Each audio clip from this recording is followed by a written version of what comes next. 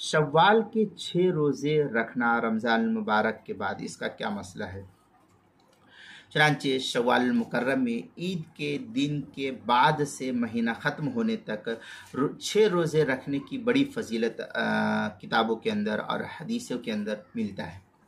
یہ روزہ رمضان المبارک کے فرض روزے کے بعد ایسے ہے جیسے فرض نماز کے بعد سنت اور نفل نماز ہوتی ہے۔ دوسرے یہ کہ جو شخص رمضان المبارک کے روزے رکھنے کے بعد شوال کے مہینے میں بھی 6 روزے رکھے گا، اس کو پورا 1 سال مسلسل روزہ رکھنے کا مکمل ثواب ملے گا، کیونکہ ہر نیکی کا ثواب 10 گنا ہے، لہذا 360 30 کا جو ہے حساب لگا لیجئے، تو اس طریقے سے جو ہے حساب آپ کو 36 سے جو ہے ضرب دیں گے تو 360 پورا ہو جاتا ہے۔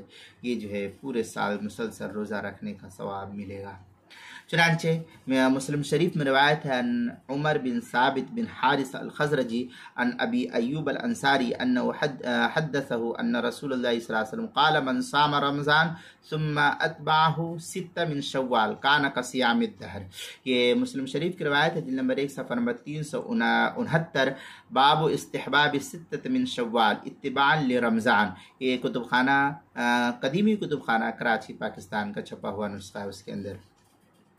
تیسری صورت یہ کہ شوال کے 6 روزے پے در پہ مسلسل رکھے یا متفرق طور پر یا عید کے دن کے بعد پورے مہینے میں کسی بھی دن یا کسی بھی تاریخ میں 6 روزے رکھے، تمام صورتیں صحیح۔ بعض لوگ کہتے ہیں کہ عید کا دن چھوڑ کر کے دوسرے تیسرے دن سے کنٹینیو رکھنا چاہیے، تو ایسا نہیں ہے۔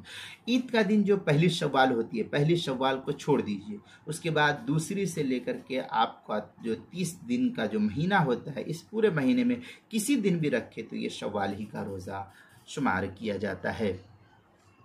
چنانچہ فتاوی شامی وغیرہ کے اندر قال صاحب الہدایہ فی کتاب التجنیس ان صوم الستۃ بعد الفطر متابعۃ منہم من کرہہ والمختار انہ لا باس۔ اس طریقے کے الفاظ جو ہے فتاوی شامی جلد نمبر 2 صفحہ نمبر 435 جو HM سعید کراچی پاکستان کا چھپا ہوا نسخہ ہے، اس کے اندر۔